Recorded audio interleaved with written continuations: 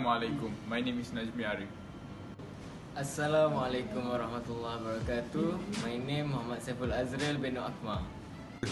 Assalamualaikum. My name is Adam. Today we'll present about 3 cases in the topic of the insanity. The first case is Syami bin Hassan vs Public Prosecutor. It was held at Putrajaya Court of Appeal 10 August 2017. The judge's name was Tengku Maimun Ahmad Asnawi and Kamal bin Hashim. The fact is, the accused jumped on the victim and tried to strangle her with a rope. In the ensuing struggle, she fell, hit her head against a coffee table and became unconscious. While she was in the state, the accused strangled her, first with his bare hand and then by using a satin. He paused to see if she was still alive and checking her heartbeat and whether there was any movement in her hand. He only stopped the strangling after being convinced that she was dead. He then arrested at the Tanjung Malim later that day. The High Court convicted and sentenced the accused to death for killing Rohani after rejecting his defense of insanity under Section 84 of the Penal Code. The issue in this case is whether medical diagnosis alone is sufficient to sustain defense of insanity under Section 84 of the Penal Code. The second issue is whether such diagnosis had to be well supported by factual finding that fulfilled the requirement of Section 484. Other issue in this case is whether fact accused suffering from bipolar disorder and history of slow learning ability, stress behavior and depression is sufficient itself to invalidate factual finding when he committed murder. He displayed normal mental capacity. The last issue is whether accused's entire conduct from time he made preparation to kill deceased until time he made elaborate attempt to dispose of body and escape show he not mentally unsound and know that he doing was wrong and contrary to the law. The decision of the court is the trial court rejected the insanity defense after finding that throughout the entire series of events that took place on the date in question, the accused had demonstrated the action of a man who knew that he was doing, especially that what he was doing was wrong and contrary to the law.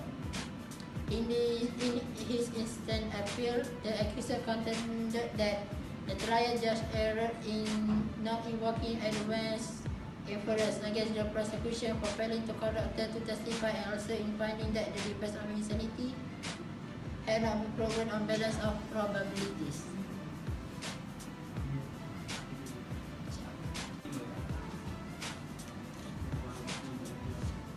For the ratio residenda, the case referred to John Numbe versus Public Prosecutor, 2007.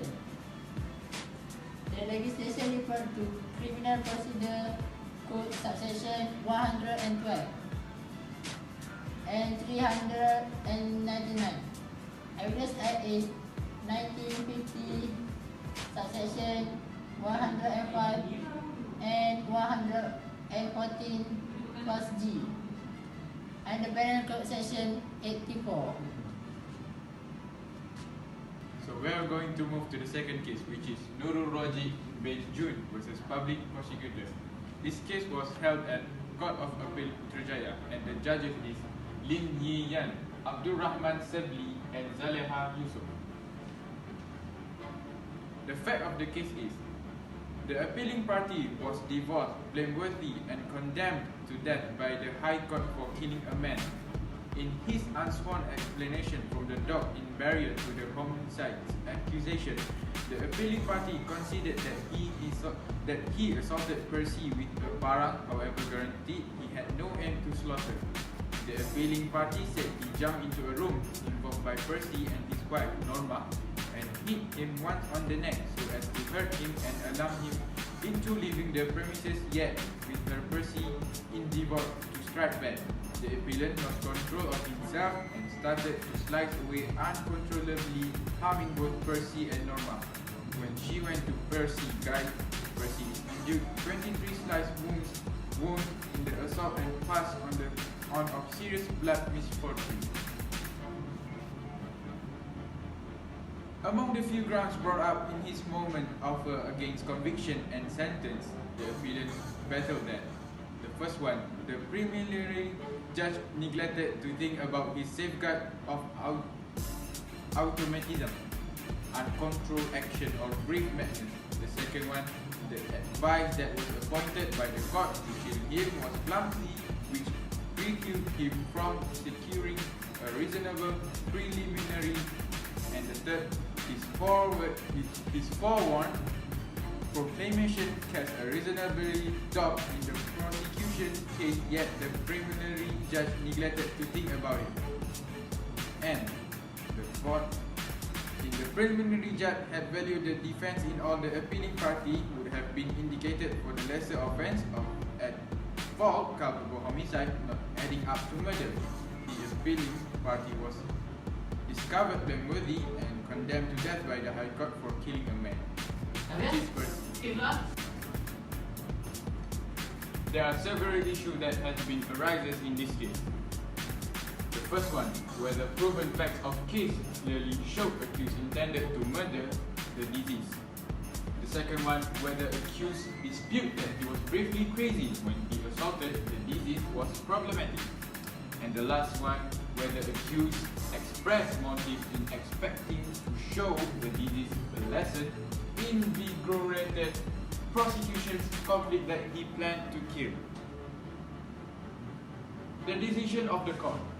None of the general assumption under Chapter 4 of the Penal Code connected in the appealing party's support, as his defense of absence of intention to cause death did not fit in with any of the defense under Chapter 4. For example, the defense of accident under Section 80, private defense under Section 96, or grave and sudden provocation under Exception 1 to Section 300 of the Penal Code.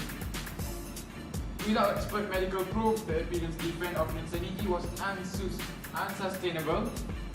The burden was on him to demonstrate the defense on parity of probabilities, yet no such evidence was expected. The main reasonable inference that could be drawn from the proof fact was that the executing was purposeful and it was motivated by a craving to show the deceased a lesson. The presence of that rationale nullified the appellant's claim of absence of mens rea and dismissing the appeal and affirming the conviction and sentence. The ratio to indicate of this case was referred to Sin versus public prosecutor and public prosecutor versus Cho Sin Ko and another person. And Shamim Reza bin Abdul Samad versus public prosecutor, and the last one was Tam Kayu and another person versus public prosecutor. What we think about this case is, for all the reasons above stated, we find that there are no merits in the appellant's appeal against sentence. The conviction is affirmed. The appellant's appeal against sentence is rejected. Move to the last case, Hamzah bin Osman versus public prosecutor. The case was held at the Federal Court Putrajaya, and the judges are Hassanullah, Zainul Ali, Ramli Ali, Prasad Abraham, and also Jeffrey Tan. The case was happening at 18 July 2017. The facts of the case is, the appellant was charged in the High Court under Section 302 in the Penal Code and toward the end of the trial. The High Court convicted and held the appellant to death. The Court of Appeal maintained the said choices. Consequently, they present intrigue. In the present case, it was not questioned that there was a non-appearance of the authentication by the medical director and that the respondent depended on an oral statement in court that the appellant party was of sound personality and fit for making his statement. Dependent on the therapeutic report the respondent had signed off. The appealing party's case was that the resistant with Section 342 and 343 of the Criminal Procedure Code, the CPC, rendered the procedures annullity and the trial of the equivalent. In such manner, the respondent represented that said regiments were indexed as a result and no partiality had been accustomed to the litigant.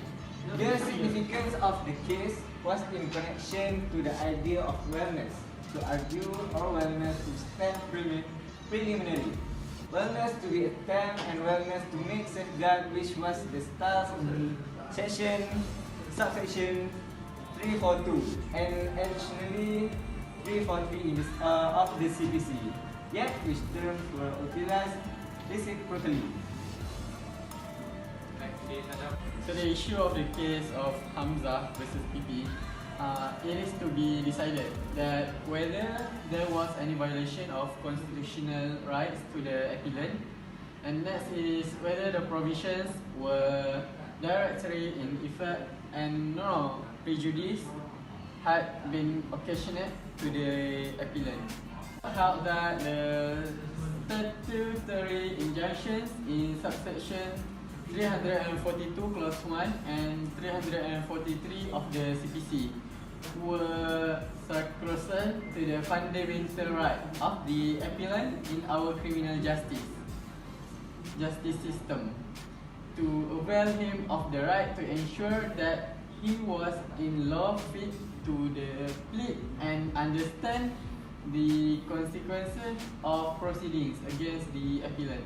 These were mandatory provisions, and non-compliance with the same would render a trial a nullity, as in the instant case, and under those circumstances the Court of Appeal misdirected itself in considering prejudice in the instant appeal where there had been no non-compliance of the said section. The case referred to Kesavaraja versus the Queen, Public Prosecutor versus Misbah bin Saad, and Wong Ban Chong versus Public Prosecutor.